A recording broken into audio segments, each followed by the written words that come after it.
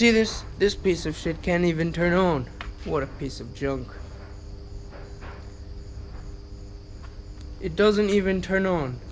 And if it does turn on, it just turns off automatically. I'm telling you guys, do not get air conditioners from Hook. They suck.